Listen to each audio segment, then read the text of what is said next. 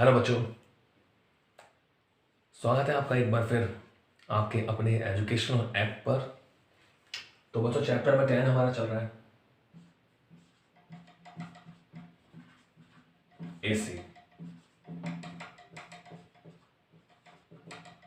ठीक है, चैप्टर 10 हमने शुरू किया है और उसमें हमने 2 क्लास हो गई हैं इसमें। तो अभी तक हमने क्या सीखा है कि एसी और डीसी क्या होता है। ठीक है, एसी और डीसी में क्या डिफरेंस है। ठीक है, हमने सीखा कि प्रत्यावर्ती धारा या वोल्टेज का हम एवरेज वैल्यू कैसे निकालते हैं। ठीक है, ये हमने सीखा था।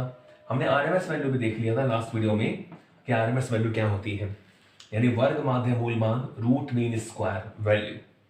तो हमें सीख लिया था कि पूरे चक्र के लिए आई आर एम एस कितना होता है, I not by root to, या वी आर एम एस भी हमने पढ़ा था, इसको भी हम निकाल सकते हैं V naught by root two. ठीक है, अब देखो आज हम बात करेंगे कि हमने जो वोल्टेज लगाया है उसमें हमें जो करंट मिलेगा तो वो डिपेंड करता है कि आपने कौन सा एलिमेंट लगाया है।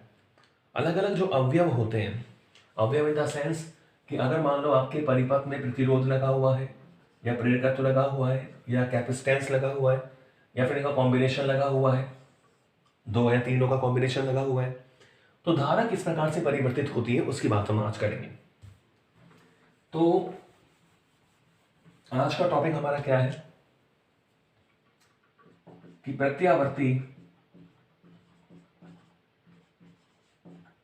प्रत्यावर्ती धारा परिपथ का विश्लेषण हमें करना है, आज एनालिसिस करना है कि अलग अलग अवयव लगाने से करंट और वोल्टेज में क्या परिवर्तन होते हैं, इनका विश्लेषण हम करेंगे। प्रत्यावर्ती धारा परिपथ का विश्लेषण। ठीक है, तो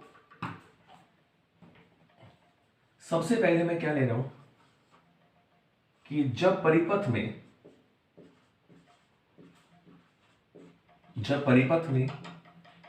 केवल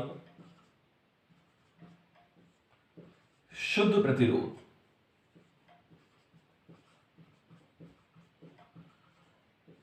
उपस्थित हो,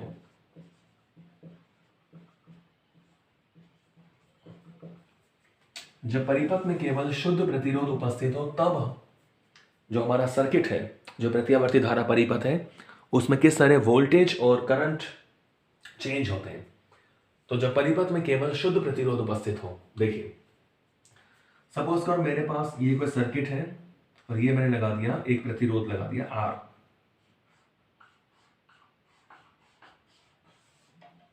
और यहां हमने एक प्रत्यावर्ती धारा स्रोत लगा दिया। प्रत्यावर्ती धारा स्रोत को इस तरह शो करते हैं सिंबल से। ठीक है, तो यहां मैंने वोल्टेज लगा दी V is equal to V naught sine omega t, ये हमने वोल्टेज लगा दी। और ये हमारा परिपथ में जो प्रतिरोध है वो हमने क्या लगा दिया, कैपिटल R। तो अब हमें इस परिपथ का विश्लेषण करना है कि इस वोल्टेज से इसमें कितना करंट फ्लो होगा, और जो करंट फ्लो होगा वो कैसा, उसका नेचर कैसा होगा, इन दोनों में क्या समानताएं होंगी, इनका फेस कैसा होगा, इसकी बात हम करेंगे।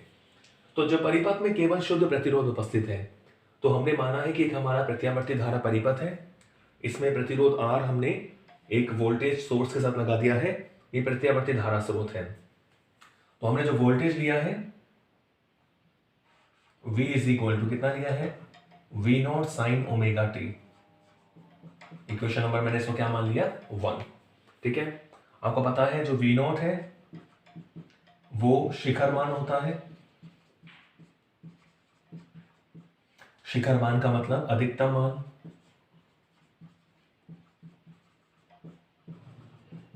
ठीक है, और ओमेगा टी क्या होती है, इसकी कला।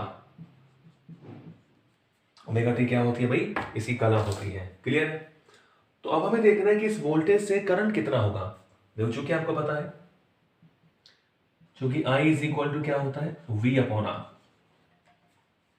R में जो करंट फ्लो होगा वो V अपॉन R होगा।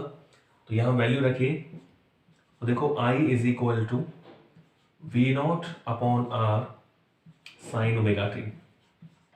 ठीक है, v की वैल्यू क्या है, V naught sine omega t, तो V naught upon R sine omega t. अब आपको पता है हमारा जो करंट होता है वो आई नॉट साइन ओमेगा टी प्रकार का होता है, यानी ये आई नॉट की वैल्यू हो गई। तो यहां पर I इज इक्वल टू क्या आ जाएगा, I naught sine omega t.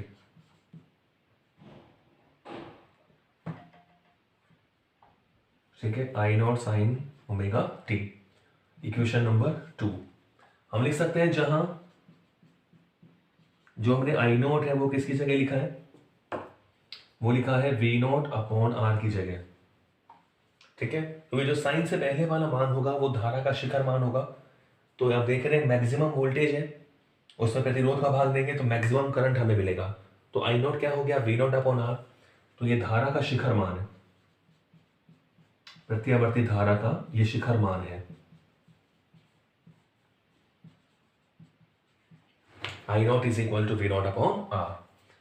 तो अब हमें देखना है इक्वेशन नंबर 1 और 2 से करंट की कला कितनी है। देखो, जैसा हमने इक्वेशन 1 से लिखा, ऐसा मैं समीकरण नंबर 2 से लिख सकता हूं कि जो धारा की कला है, प्रत्यावर्ती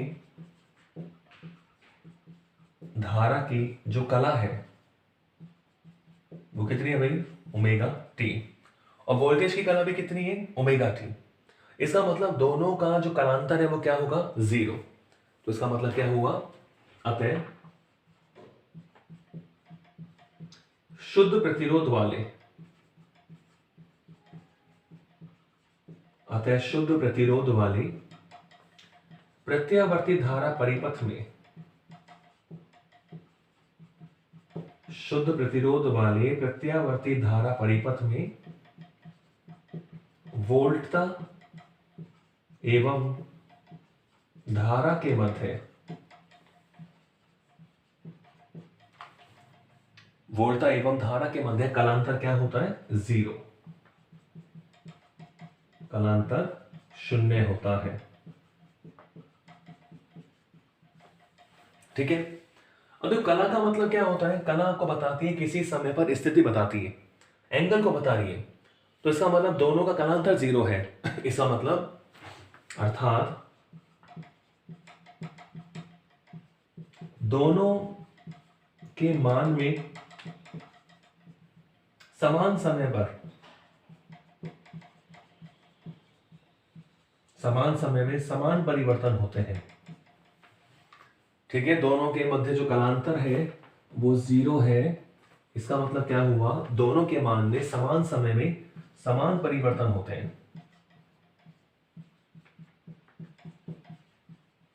समान परिवर्तन होते हैं, इसका मतलब जिस समय वोल्टेज अधिकतम होगी उसी समय धारा अधिकतम होगी, जिस समय वोल्टेज 0 होगी उसी समय धारा भी 0 होगी, जिस समय वोल्टेज न्यूनतम होगी, मिनिमम होगी, उसी समय धारा भी क्या होगी, न्यूनतम होगी। तो कलांतर हमें ये बता रहा है कि 0 है, यानी दोनों साथ साथ घटेंगे, साथ साथ बढ़ेंगे, साथ साथ 0 होंगे। ठीक है, तो हमने इसमें निकाला वोल्टेज और current, I naught sine omega t, कलांतर कितना है, 0। ठीक है, अब देखिए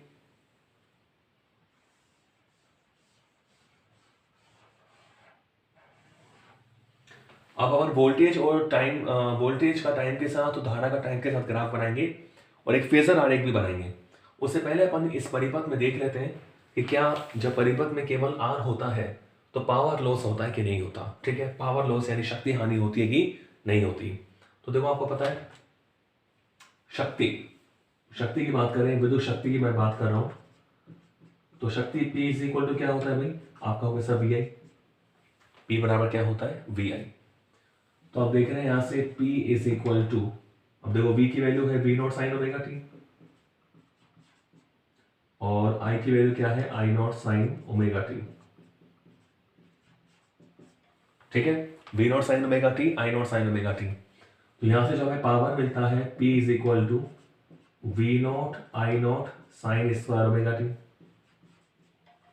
V naught I naught sine square omega T. ठीक है, अगर मैं औसत शक्ति की बात करूं, एवरेज पावर हम निकालें, आते हैं एवरेज पावर, औसत शक्ति, यानी P पर एवरेज कि हमें क्या करना है, हमारा इंटेंशन क्या है कि परिपथ में जब आर लगा है तो पावर लॉस होता है कि नहीं होता, तो एवरेज पावर हम निकालें। तो इसका मतलब क्या हुआ कि एवरेज लेना है आपको। देखो ये पी की वैल्यू है V naught I naught sine square omega T, ठीक है। पी की वैल्यू क्या है, V naught I naught sine square omega t. तो इसका हम एवरेज निकालें तो क्या होगा, V naught I naught sine square omega t का क्या निकाल रहे हैं, एवरेज।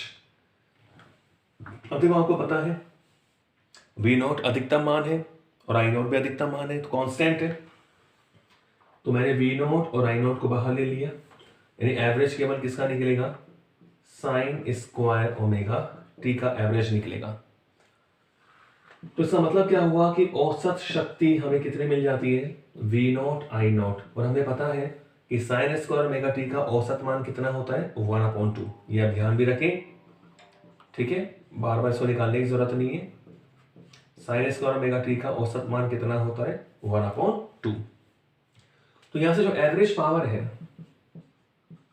एवरेज पावर है, देखो 2 को मैं ऐसे लिख सकता हूं, V naught upon root 2 into में आई नॉट अपॉन रूट 2, ऐसे लिख सकते हैं। 2 को रूट 2 इंटू रूट 2 लिख सकते हैं, तो V naught upon root 2 into I naught upon root 2। तो ऐसे जो एवरेज पावर आपको मिलेगा वो क्या मिलेगा, वी आर एम एस, क्योंकि वी नॉट अपॉन रूट 2 किसकी वैल्यू होती है, वी आर एम एस की, और आई नॉट अपॉन रूट 2 किसकी वैल्यू होती है, आई आर एम एस की। तो जो एवरेज पावर हमें मिल रहा है, एवरेज ऑफ पी, वो क्या मिलेगा, V R M S into I R M S. यानी प्रत्यावर्ती धारा परिपथ में जब केवल आर होता है, जब केवल प्योर रेसिस्टेंस होता है, शुद्ध प्रतिरोध होता है, तो जो औसत शक्ति की वैल्यू है वो वोल्टता व धारा के वर्ग माध्य मूल मानों के गुणनफल के बराबर होता है। अब देख रहे हैं V R M S into I R M S, वर्ग माध्य मूल मानों के किसके बराबर है, गुणनफल के बराबर है। यानी average of P is equal to V R M S into I R M S. Clear है? तो ये क्लियर हो गया बिल्कुल कि जब परिपथ में आर लगा होता है तो वोल्टेज और जो करंट है वो साथ साथ परिवर्तित होते हैं समय के साथ, ठीक है। तो अब इनका हम डायग्राम बनाएंगे, ग्राफ बनाएंगे समय के साथ वाला। तो आपको एवरेज पावर ध्यान रखना है, वी आर एम एस और आई आर एम एस, ठीक है, ओके। और आर तो आपको पता ही है प्रतिरोध होता है। अब देखो हम इसमें ग्राफ बनाएंगे समय के साथ।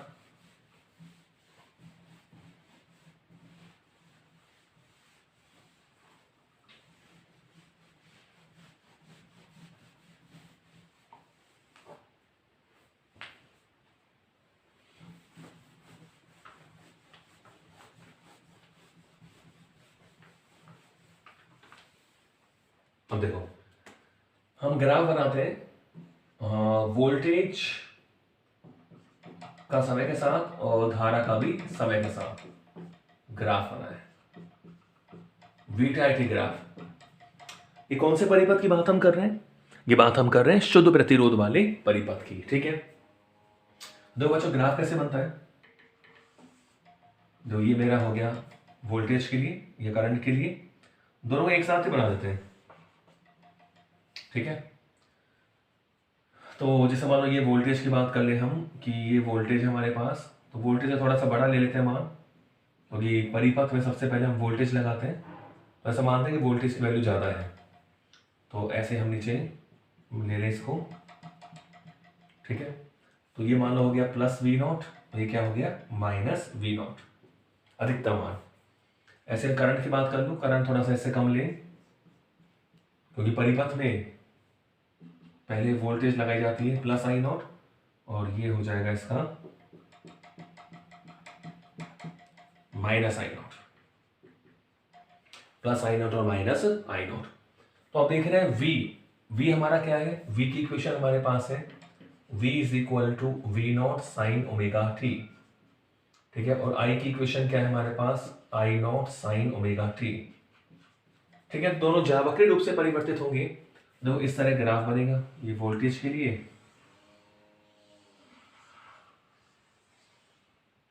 इस तरह आगे चलता रहेगा, समझ रहे हो। और बिल्कुल ऐसे ही अगर टाइम भी हम लिख देते हैं 0, ये क्या हो जाएगा, ये हो जाएगा t/2, जो इस तरह मैं बना देता हूँ, इसको ऐसे लाइनिंग कर देते हैं ताकि हमें वैल्यू पता लग जाए। ठीक है, और करंट के लिए भी इस तरह चेंज होगा बिल्कुल।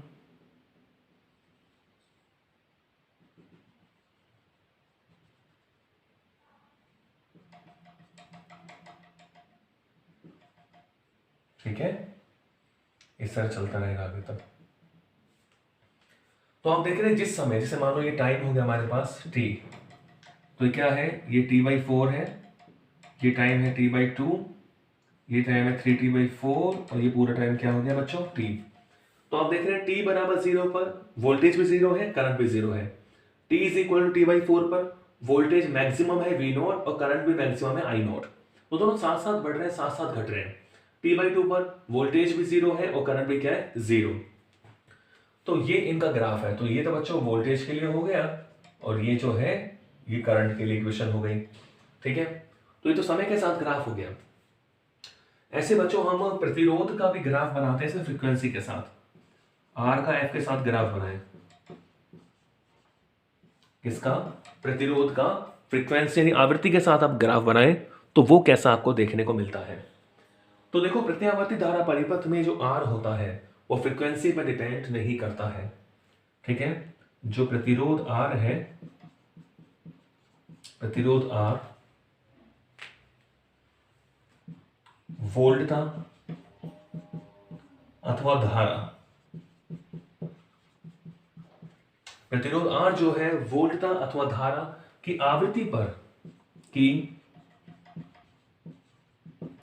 पर निर्भर नहीं करता है, निर्भर नहीं करता है। ठीक है भाई, कि आर का मैं एफ के साथ ग्राफ बना रहा हूं, तो प्रतिरोध आर जो है वो वोल्टता अथवा धारा की फ्रीक्वेंसी पर, की आवृत्ति पर निर्भर नहीं कर रहा। यानी हर बार किसी भी फ्रीक्वेंसी पर उनके लिए प्रतिरोध का मान क्या रहेगा, कांस्टेंट। तो ग्राफ कैसा बनेगा,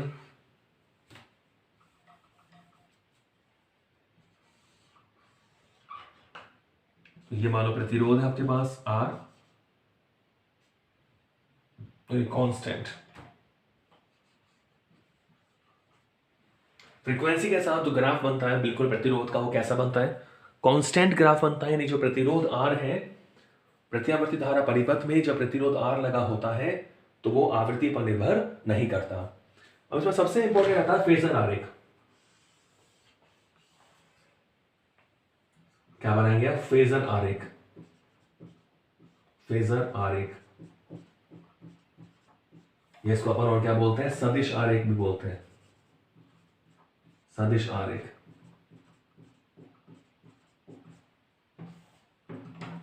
फेजर आरेख या क्या बोलेंगे, सदिश आरेख बोलेंगे। फेजर आरेख या सदिश आरेख। देखो जब फेजर आरेख, सदिश आरेख का मतलब क्या है कि यहां वेक्टर ग्राफ बनता है इस तरह। देखो,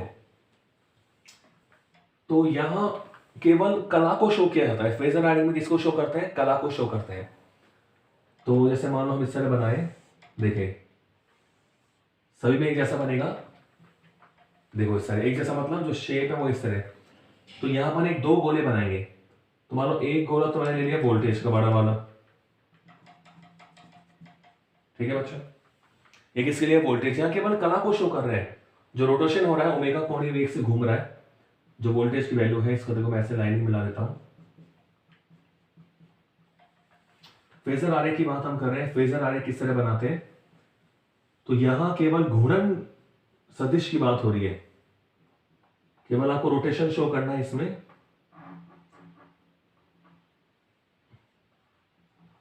ठीक है, केवल रोटेशन की बात हो रही है। तो ये मान लो हमने बताया वोल्टेज के लिए है, ओमेगा कोणीय वेग से उसकी वैल्यू घूम रही है। तो आपको देख रहा है t बराबर 0 पर वोल्टेज की कला कितनी होगी, 0। आपको पता है वोल्टेज की कला कितनी है, ओमेगा t, और धारा की कला भी कितनी है, ओमेगा t। तो इसी को शो करना है। तो t बराबर 0 पर, यानी यहां t है, तो t बराबर 0 पर वोल्टेज की कला कितनी है बच्चों, 0। यानी यहां से हम शुरू करें, देखो ये जो लाइन है t बराबर 0 पर है, तो ये इस तरह शो होगा, ये v0। ठीक है, तो वी नॉट की वैल्यू हमें यहाँ केवल फेजर आरेख में केवल अधिकतम मान दिखाए जाते हैं कि वी नॉट इसका मैक्सिमम वैल्यू है और t बराबर 0 पर इसकी कला कितनी है 0। t समय पर ये मान लो घूमा तो कितना एंगल बना लिया इसने, ओमेगा टी एंगल बना लिया। अब ये वी नॉट यहाँ पे आ गया और ये जो एंगल बना वो कितना बना, ओमेगा टी का। कितना बना ये, ओमेगा टी। तो ये वोल्टेज के लिए हो गया, समझ गए। t बराबर 0 पर, यहाँ t बराबर 0 है और ये t पर है। तो ये जो हम घूर्णी सदिश बना रहे हैं इसे फेजर आरेख बोलते हैं। यहाँ अधिकतम मान को शो करते हैं। ओके, अब ऐसे करंट की बात करें तो करंट के लिए अपन एक छोटा बना ले गोला।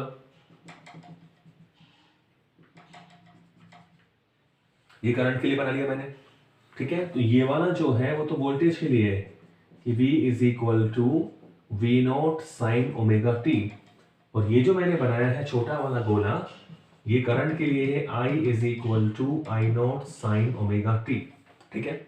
अब करंट की बात करें तो करंट हमें पता है t बराबर 0 पर करंट भी 0 है, यानी ये आई नॉट हो गया t बराबर 0 पर, ठीक है। और t समय पर इतनी ही कला में चेंज होगा, ओमेगा टी चेंज हो रहा है तो ये आई नॉट हो गया कितने समय पर बच्चों, t समय पर। आगे बात समझ में। तो ये फेजर आरेख है, सदिश आरेख इसे बोलते हैं। तो तीनों ही इंपॉर्टेंट है। समय के साथ ग्राफ बनाया हमने, प्रतिरोध का फ्रीक्वेंसी के साथ दिखाया और इसे बोलते हैं फेजर आरेख, सदिश आरेख। यहाँ पर हमेशा अधिकतम मान को शो करते हैं, वी नॉट आई नॉट, ठीक है। तो यहाँ केवल रोटेशन को शो कर रहे हैं कि भाई t बराबर 0 पर कला 0 है तो 0 पर लाइन पे आ गया। अब ऐसे हम रोटेशन कर रहे हैं ओमेगा कोणीय वेग से, ऐसे ही मान लो करंट का है ओमेगा कोणीय वेग से, तो इस तरह रोटेशन हो रहा है, समझ गए। तो फेजर आरेख था। तो हमने पढ़ा कि प्रतिरोध वाले परिपथ में वोल्टता और धारा के मध्य कलांतर 0 होता है, दोनों की कला समान होती है, इन दोनों साथ साथ बढ़ते हैं और साथ साथ घटते हैं, साथ साथ 0 होते हैं। हमने देखा कि प्रत्यावर्ती धारा परिपथ में जब प्रतिरोध होता है तो पावर लॉस भी होता है, और वो उन दोनों के वोल्टता और धारा के आरएमएस वैल्यू जो है, वर्गमाध्य मूल मान जो है, उनके गुणनफल के बराबर होता है। हमने देखा कि जो प्रतिरोध आर है वो फ्रीक्वेंसी पर डिपेंड नहीं करता, किसी भी फ्रीक्वेंसी पर प्रतिरोध कांस्टेंट रहता है हमेशा, R does not depend on frequency, clear. और फिर हमने फेजर आरेख बनाया इस तरह। तो आज की वीडियो में इतना ही, मिलते हैं नेक्स्ट वीडियो में, थैंक यू।